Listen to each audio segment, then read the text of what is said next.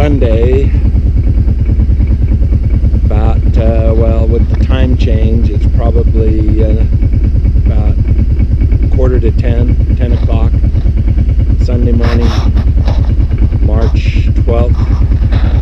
And today is another beautiful day in the wilderness.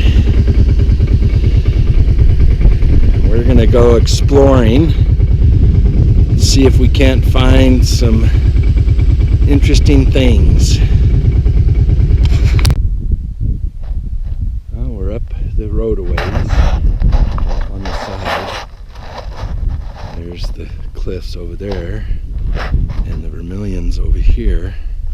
We're pretty close to the far north end of the Vermillion Cliffs when they kind of fade out. This is an area that Susan and I came to once before and found some arrowheads and a few other things in this area, so it's clearly an area that was used for hunting, and we'll see what else we can find up here. As you can see, pretty good sized deer tracks going through here too, so there might be some wildlife up here. As you can tell, I've got my camera, some pictures. Let's see what we can find. Well, I've hiked up a little ways. I was back over there a minute ago. I've hiked up here a little ways. I just wanted to show you some of the things that, if you're careful and you watch, that you'll see, like this right here. That is a piece of pottery. It actually has some remnants of old painting on it, just sitting right there. And then there's probably more right here. Here's a little piece right there. See that little piece?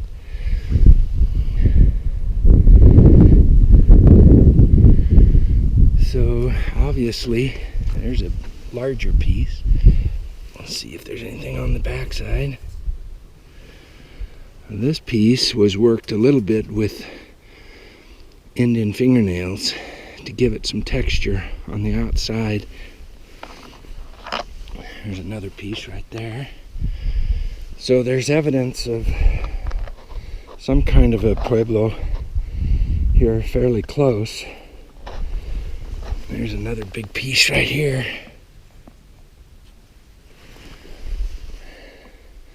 My guess is it's probably up on top here. And that's where we're gonna go to look around. It's probably just drifted down, washed down with the streams, and when it rains out here it pours and it'll carry stuff down pretty easily. Here's a piece of red pottery. You can see the texture on the inside, a little bit of texture on the outside. Unusual to find red pottery here. That's Puebloan or Navajo.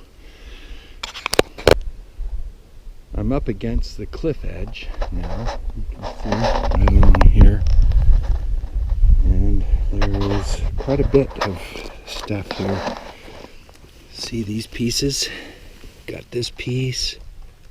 Got this piece. It's bigger. If you look closely, you can see the fingernail marks made in this to give it texture. Look around here. Here's a big piece. Again, fingernail marks. A lot of this stuff up here has fingernail marks on it. This is right in a game trail, so it gets stepped on and broken into even smaller pieces. I'm gonna climb up here and get around there, and I'm sure that there will be a lot more of this up on top than we see down here. Pretty close to the top now, right there. But you can see down here, there are big pieces. Look at this one.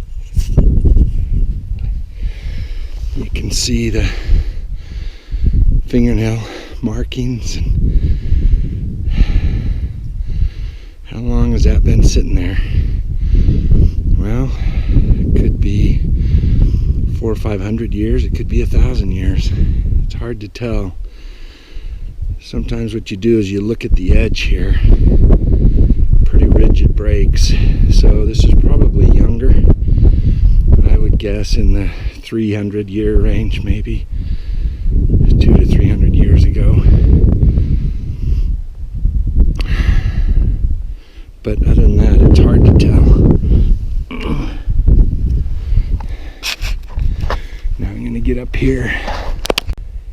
Hate to keep turning this on and off, but as I climb up closer, you can see a large amount of pottery here and here and here.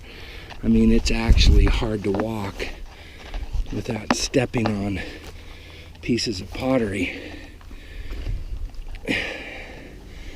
You know, the whole, sometimes you'll find pictographs or petroglyphs along these cliff faces. I haven't seen any yet. You can see it's a pretty nice view from up here. See, another piece right there. See if I can get up right here.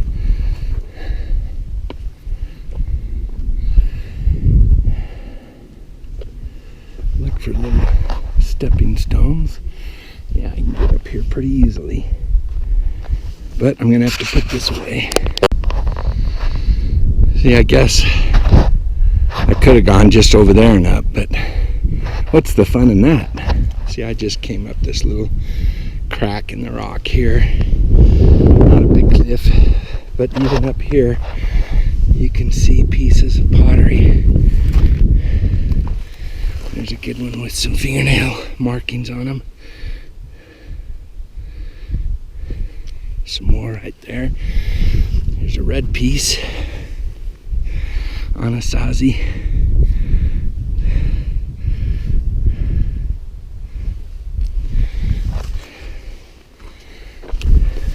Here's a painted piece. You can see right there.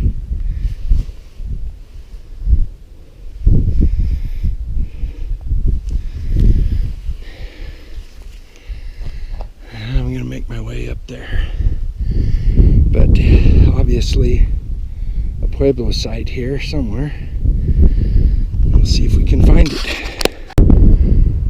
So I'm on the flank of this hill, and you can see, if you look closely, you can see pieces of pottery. Here's a pot edge right there. See the edge? Another piece right there, probably broke off right there from this one. See, that fits together. There's just tons of it up here. Here's another big piece. And that one's been decorated.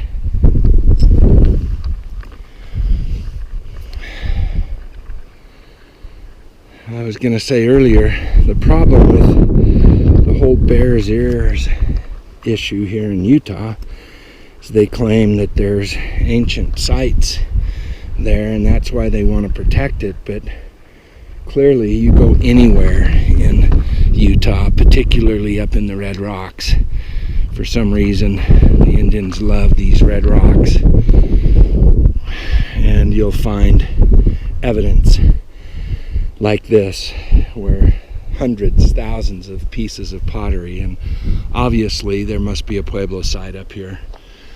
You can't protect the whole state. So I think what they need to do is designate specific locations as protected areas. This is an interesting area. So I'm only a few feet from where I was a minute ago, which was right there. And you can see how these stones have been layered along here. And that very seriously could be one of the backside walls of the Pueblo site up here. But you can see see there's tons of pottery right here. The other thing is you can see pieces of chert and flint that have been chipped away. This is how they made their scrapers and their tools and their arrowheads, is they would get pieces like this that flake, and they would chip them into an arrowhead or a scraper or a drill. But you can typically tell if a piece has been, we call it worked, by the what's around it. Like these are called chips, flint chips.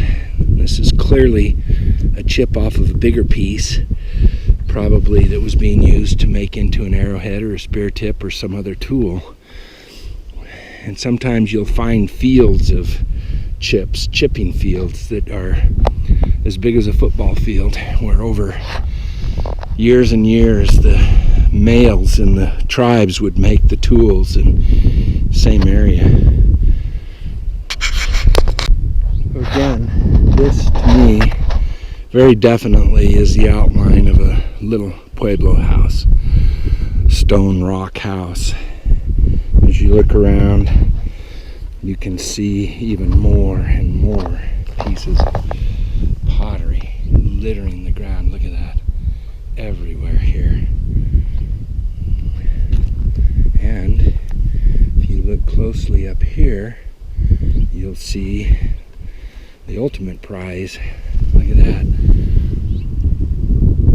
That's an arrowhead right there. Look, isn't that beautiful? Look at the work that went into making that piece.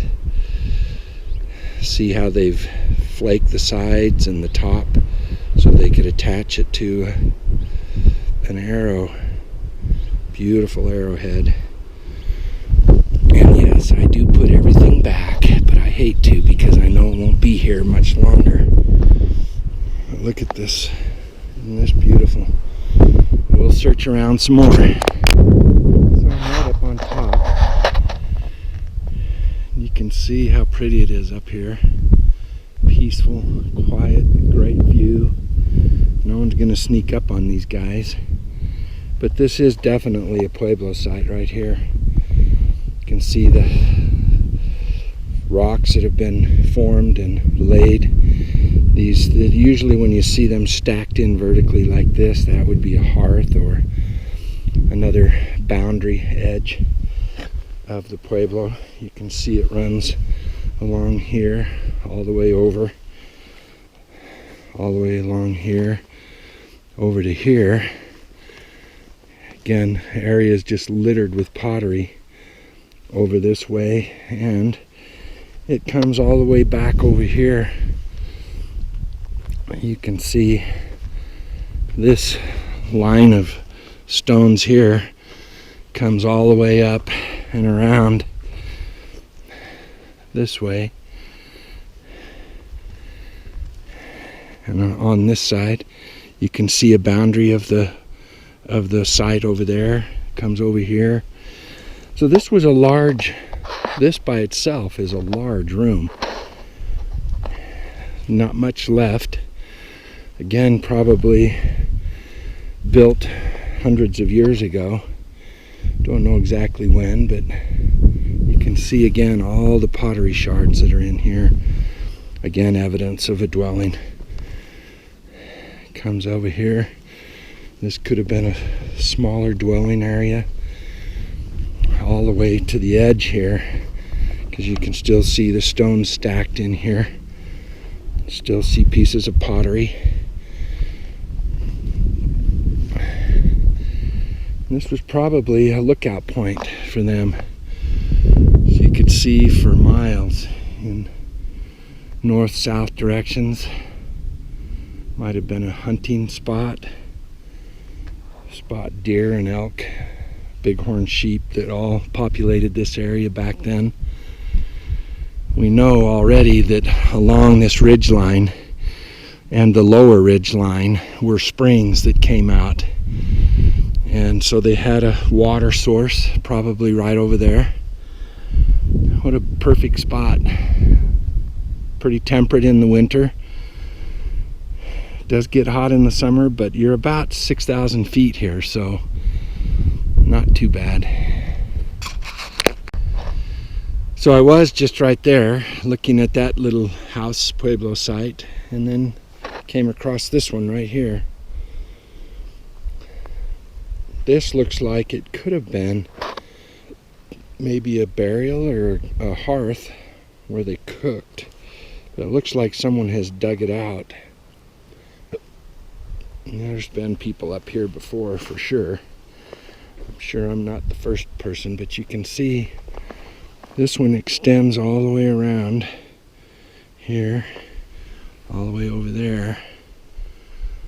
And who knows how many more are out here that you just can't see.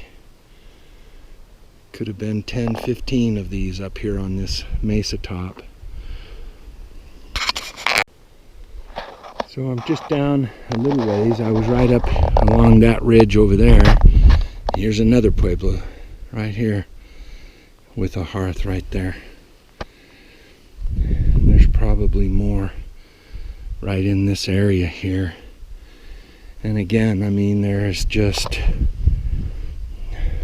thousands and thousands of pieces of pottery that you can see, and flint chips. This was a very active site for more than just one season. They probably migrated between here and up around north rim of the canyon when it got real hot.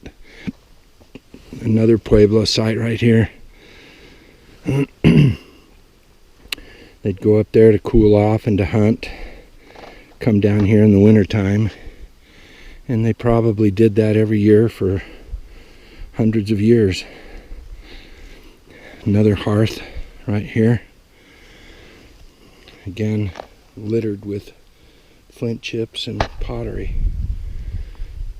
Amazing sight. Well, I made it back to the ATV. Just getting ready to go back to camp. I got to get back and pack up and go home today. This is where we were up there.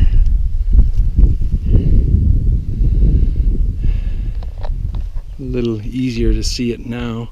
The sun's on it. Really cool up there.